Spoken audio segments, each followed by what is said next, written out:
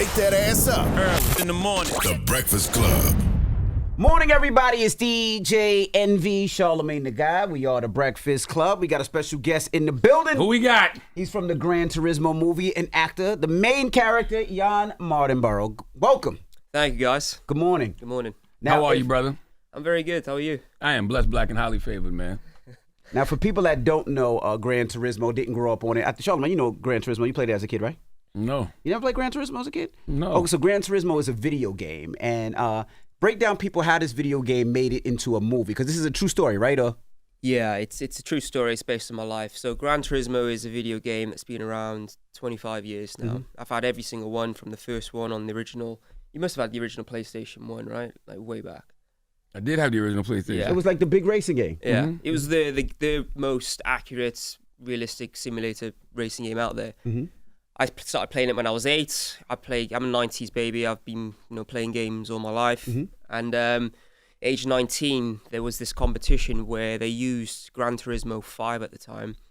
And the brief was take somebody who was the quickest on Gran Turismo and see if they could be quick in a real life racing car. And that was the GT Academy. So I won that competition. Mm-hmm. And I've been racing ever since. I've raced all over the world. I've done here in the States, in Japan. And so getting into racing, that's unusual in its own right. That's what I want to hear about. Yeah, it's pretty crazy. It's my dream, really, ever since I was 8 years old. Motorsport's very expensive, extremely expensive. Mm-hmm. I'm not naive of that. So with the competition, everybody has a PlayStation, most people have Gran Turismo. You cast a wide net to try and find some talent. I've had some success, and then, long story short, some producers started approaching me maybe like 6 years ago, saying, "Look, maybe we would like to make a movie based on your life before entering this competition, and during and afterwards as well." And this is where the movie is. It focuses on the first 4 years of my life getting into racing. Focuses on what I did before that, the process of transitioning into the competition, winning the competition, and then the races and some highs and some lows that I've experienced in my Now, I seen my your life. family wasn't really supportive. I seen the movie, and they weren't supportive at first. I don't think any parent, would be if their kid wanted to play video games and then say, "Hey, mom or dad, this race car game, I think I could be an actual race car driver." It's mad because, bearing in mind at that time, 12 years ago, I just dropped out of university. I was 19, living at home. So my social status within the family and within the world is at a really low situation. I'm I working. thought you was a loser. Yeah, not to my face, but yeah. Yeah, I'm yeah, working retail, putting clothes on hangers. And I've come downstairs and said to my brother and my father, I said, "Look, man, I've entered this competition and there's a chance that I could become a racing driver if I win this." They were laughing at you. They literally said, "Yeah, righto," and started to watch the soccer on TV. Mm-hmm. I went and said the same thing to my mother, and she was immediately supportive. Mm-hmm. And that dynamic plays out in the movie. It's a bit more exaggerated, really, with the father, because he was on board in reality a bit quicker. But Mm-hmm. it was like that. It was like my dad had always wanted me to be a professional footballer. Mm-hmm. I was never talented at football. My brother's immensely talented. Me, I just like cars. I knew what I wanted to do in my life. I love cars. I'm the only one in my family that likes cars with intense. You said you knew since you was 8? Yeah. So before that, I like spoons and peas. That was my interest. What is that? You know what a spoon? Like, You know what a spoon is? Just spoon Okay. and peas, like green beans. That was my interest. And then He thought it was a metaphor for something else. He Me too. I was like, you want to do porn or something? I was like, what the hell? I was like, okay. but that came later. Okay. But cars were my first interest in anything. And then when I was around 10 years old, once I had a concept of what a job was, it was like, okay, I want to do that. My dad always said to me and my younger brother, do something in life which brings you purpose and that you're passionate about. You don't really understand that when you're 8 or what a job is, but as the years go by, it's like that stays with you. And that's what I wanted to do. Getting from A to B of becoming a driver, of course, there's so many things that I had to. It's not like I went to my careers advisor in school, in secondary school, and then when they asked me, so what do you want to do? And I said, racing driver. Like, I always kept it to myself. Like I believe in fate, and I was in many things that had to have happened to be aware of this competition, be in the right place at the right time. But once the opportunity kind of presented itself of having a chance to be a racing driver through this competition, I was like, okay, let's go. I'm all in. Why race car driver? Like you said, you like cars, so why not be a mechanic? Why not drive taxi cabs or Uber? Like why racing cars? They didn't have Uber back then. There was no Uber back then. It was taxi cabs. Mm-hmm. But it's just I watched it on TV a lot. Okay. You know Formula One? Yeah. I didn't watch Formula One. I didn't understand it because it didn't look like a car to me. But I'd watch. There was a championship called British Touring Cars, so it looked like a sedan, but race car. And it was always, I want to do that. I want to be in control of that machine. That was cool to me. Being around cars, of course, I'm a huge car guy. Naturally, I love cars, but to be able to race them and to be, to do that as a career that was the best thing in the world. Do you remember your first moment when you won the competition and you had to go through training? And everybody thought, the company that was doing with, I believe, is Nissan. Everybody thought they were fools because it was like they're going to put this person in a car that's never raced and this person's going to die and they're going to get sued and it's going to be bad press. It's not going to be the good press that they wanted. Do you remember that first time where you actually sat in a race car and actually got to go around the track? Break that down. So that was during the actual finals of the competition, and I was asking myself the same question because my road car is like 3 times as. This car that I was going to drive was a GTR, so it's 3 times as powerful as my road car. I've never driven on a circuit before. I'm literally walking over to the car with my helmet in my hand thinking, okay, this is going to be pretty... I'm 19, it's going to be pretty weird. And after experiencing that, those first few laps with an instructor, and, he's giving me, okay, you need to go better here, slower here, or improve here. When I got out of the car, you're just full of this massive amount of adrenaline. It's awesome. And I remember thinking, I hope I can experience this feeling forever. I don't want to go through my life and not experience what I've just experienced again. It'd be too painful for me to not experience this ever again. And that was during the competition. So it was almost like a fuel to me. It was a fear. It was like, I can't not have this in my life. And yeah, I remember it's vivid. So it was fuel. It was like, I need to have this. I don't want to go home now. I haven't experienced this and never be able to do this again. Are you a thrill seeker? Like what gets your adrenaline going outside of racing? Cars. I'm not one of those guys who wants to jump out of an airplane. It doesn't interest me. Like I love speeding. People say race drivers. Some of them say, they're very PR people, but they'll say, "Oh, I get all my adrenaline out on the circuit, and I need to drive slow in real life." It's like, nah, it's not me. Like, how many tickets have you accumulated? Only one, but it's very recent, and. I was coming home from London in the night, and we have these stupid speed cameras in the UK where suddenly they'll just change from 70 miles an hour to 50, like that, even though it's clear. And I went through one of these speed cameras where it suddenly changed to 50, and I had a letter through in the post. I wrote a very sarcastic email to the police afterwards saying many things, and I sent it in a pink envelope because I was adamant I wasn't speeding. And then a few weeks later, they were like, here's the data, here's the evidence, here's the photograph of you speeding through these cameras. Imagine you trying to convince somebody you weren't speeding. Right. Man, in that letter, I'm not embarrassed, but it was very sarcastic. I've been racing 11 years and I've never had because in racing we have the pits, right? And there's a speed limit you have to enter. So we come in at 150 miles an hour and to like 50 miles an hour. And there's a line, we got to be at that speed. I mentioned in 11 years of racing, I've never had a speeding ticket or a pit lane infringement of speed because I entered this it didn't work. It didn't work. And they just sent me the evidence and they were like, yeah, you were speeding, mate, pay your money. Question, is it tough watching a movie based on your life?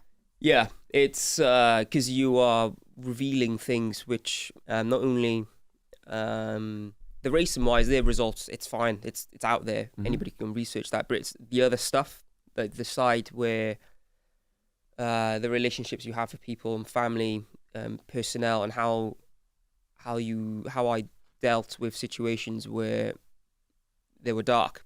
So I'm someone who doesn't really I don't live in the past. I don't like posting pictures from last month or years, even though cool, I don't do it. I'd like to be in the present and focus on the future.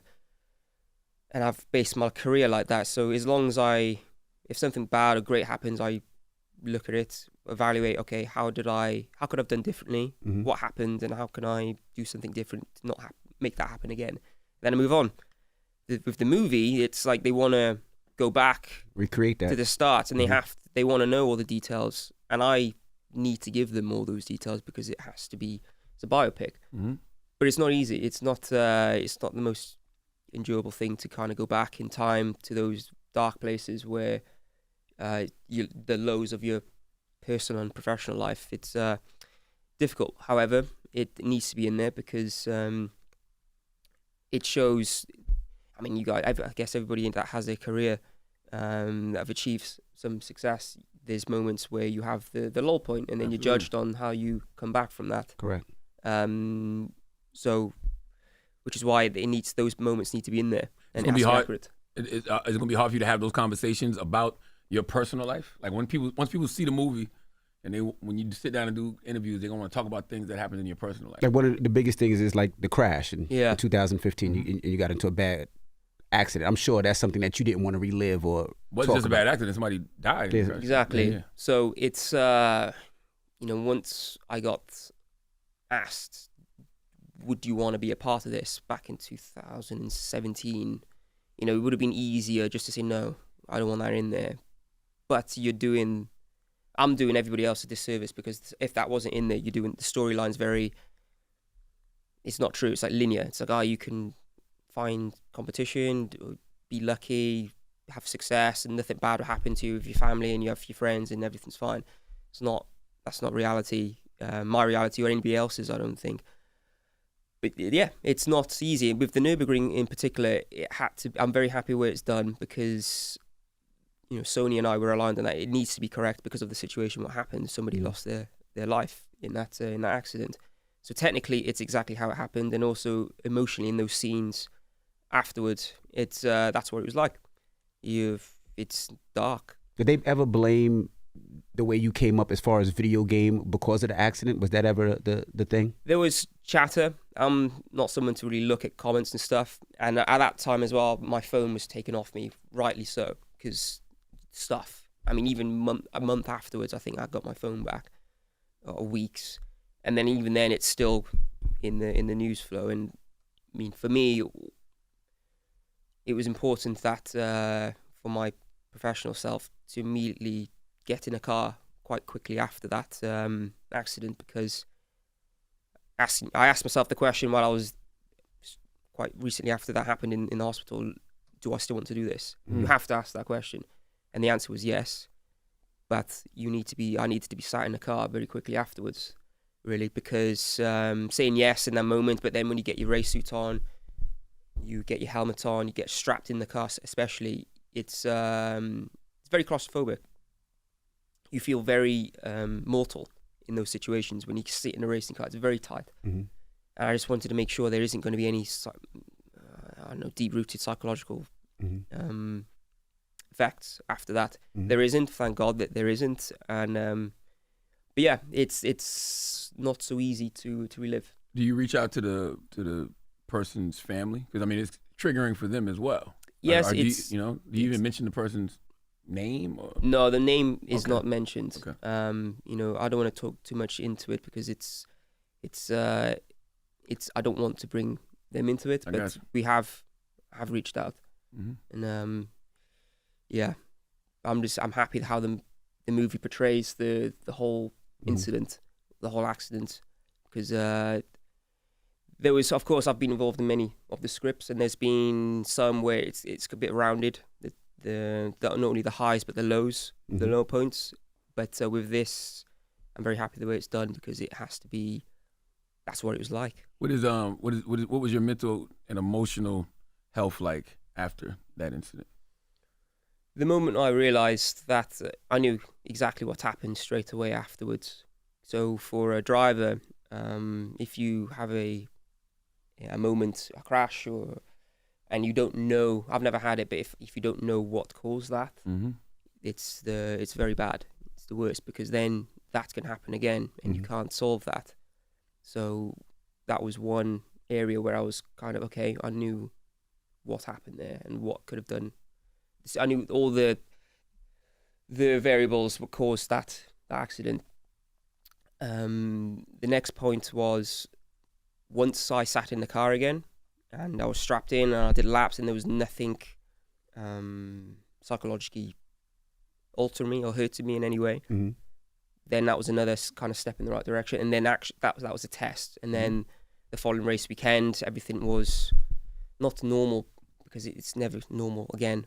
But yeah, psychologically, I'm all good. It's just difficult to relive those moments, seeing it on screen. That's got to be a thought, though, that you might, it's one thing, yes, sadly, somebody else lost their life, but you could also potentially lose your life every time you get on that track. Yeah. Like, is it worth it? Yeah, it's like, I've never been someone who thinks, I'm always someone that is aware of fear.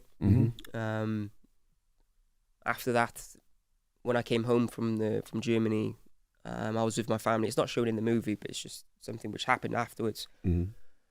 We all sat around the dinner table and we said, okay, anytime one of us leaves to do anything, we always say, I love you. We say that on every phone call we have together. And it's just something that's come off the back because after that, I was very much aware of how mortal I am.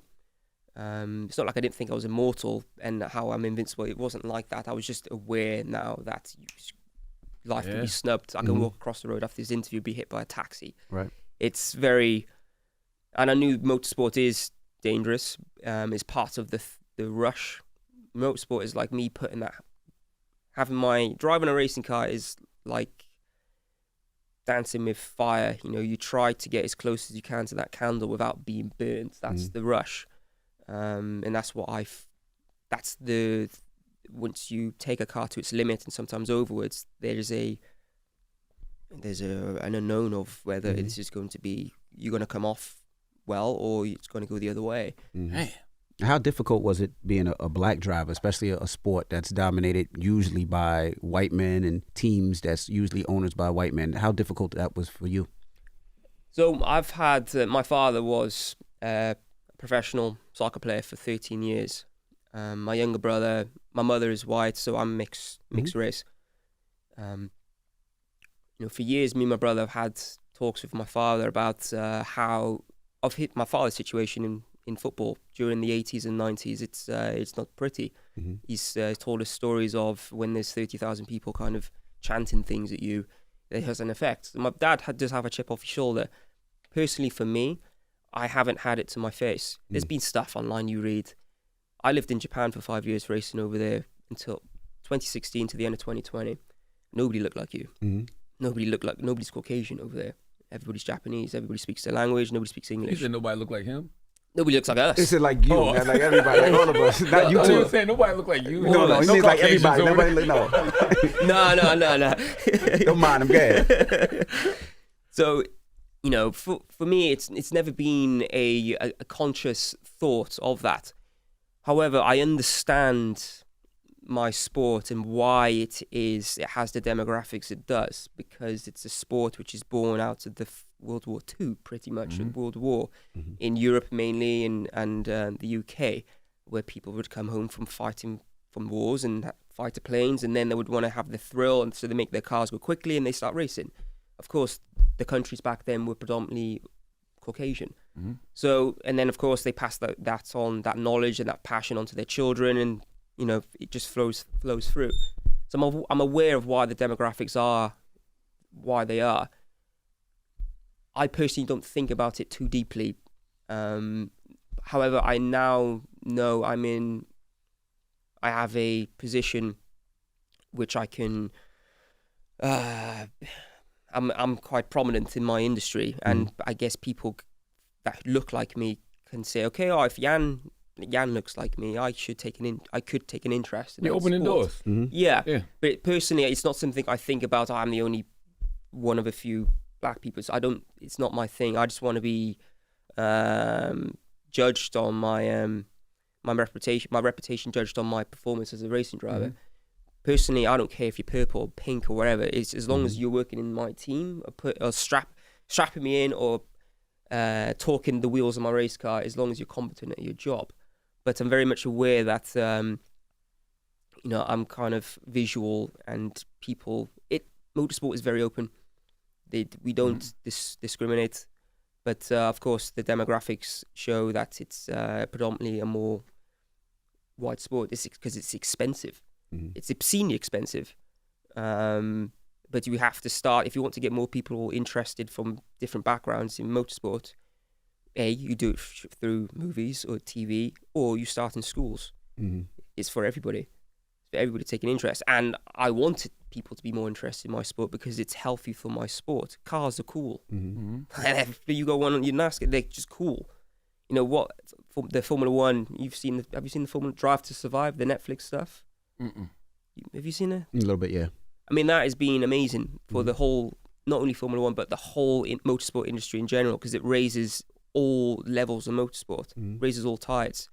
So yeah. I grew up watching drag racing because we used to have one of those, I forgot what you call a track, but they used to have a track where they used to do professional car races, and I used to go with my dad when I was a kid, like all the time. I grew up in South Carolina, so. Yes. Yeah. Have you ever had a conversation with like Bubba Wallace, anybody? Like No, I haven't. But yeah, it's he's very prominent in NASCAR. But we've never crossed paths. I know people who are associated with him, but we've never had a conversation.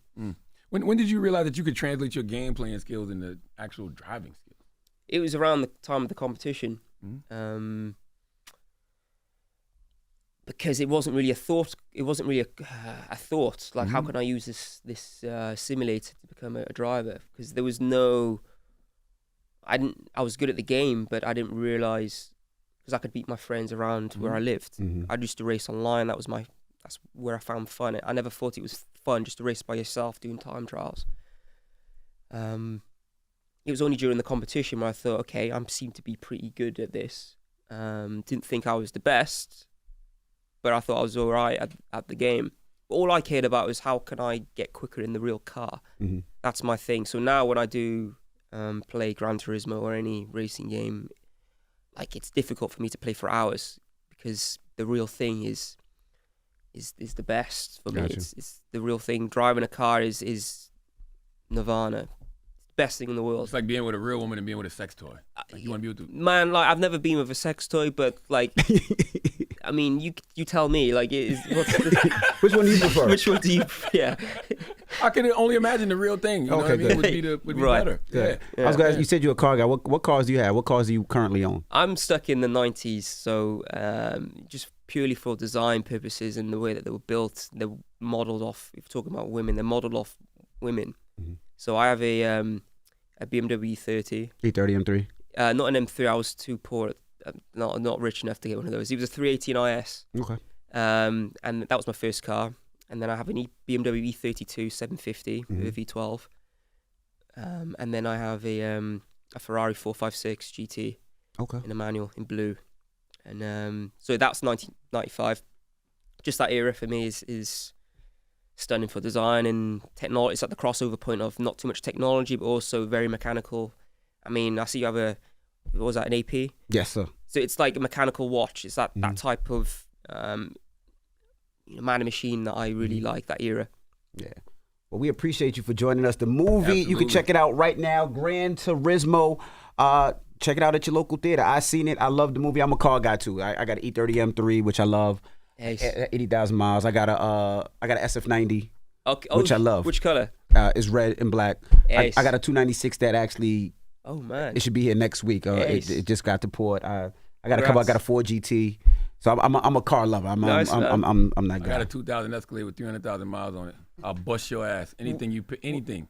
Which color? White. Okay. When he starts it smokes the whole block. You know, I do want to ask you, the guy who's playing you in the movie, did you have input in picking that person? Not directly, but he was so. What's his name? Archie? Something? Archie Madakwe. Okay. He's been in the running. He's been the producer's favorite for years, for like over 2 years from this moment in time. I think there's been multiple casting sequences, and he's always been their favorite. So I've always been updated by producers of saying, okay, we're casting, and currently Archie is still our favorite. When he was announced that he was going to be playing me, we were on. I FaceTimed him. I was in an airport, and then a week later we met at Silverstone, and it's crazy story because everything was really aligned. So he was shooting another movie an hour away from Silverstone. I was at the track testing a car which was going to be used on set in the film. I texted him, say, look, man, I'm here. He came down. He's never been to a racetrack. He's not a car guy at all. He, at that moment in time, he didn't even have his driver's license. Jesus. So he got to see Silverstone, where the academy was based. We got him in the car. He spoke to me for about 4 hours. He wanted to know everything. And so I was at real ease, because that moment in time, this was June last year, I was very happy with the script. And then meeting Arce, and after him talking to me for so long, asking so many questions, I was at ease to know, okay, this person's very, he wants to know details. He's very attentive. He wants to know so much information about my life. So that put me at ease to go on set in a month's time, just to be, okay, I can focus on my stunt driving, and then I don't have to worry about anything else. But he was great. He killed it. He's such a good actor. And what does success look like for you with this movie? Honestly, when I told myself, okay, let's do it, to be kind of like opened up, have your life kind of opened up, it was with the condition if at least one person can watch the movie, and after coming out of the cinema and going, okay, maybe I should take some control of the direction of my life. Maybe I should chase that passion, that dream that I've been putting off because of external reasons and people saying that you shouldn't do it. And I've already had people message me with that same kind of similar statement. And for me, that's awesome. So I don't, now it's whatever happens after, it's a win for me, really. Currently now I'm still racing, so I'm using the opportunity of all the promo doing just to be, your name's kind of in lights. So now focusing for next year of racing, I want to do some racing in America, in IMSA or Hypercar LMP1, same in Europe as well.